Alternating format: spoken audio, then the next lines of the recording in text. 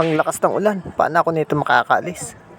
Nako, di ako nito makakapasok sa trabaho. Alam ko na, konting kaalaman.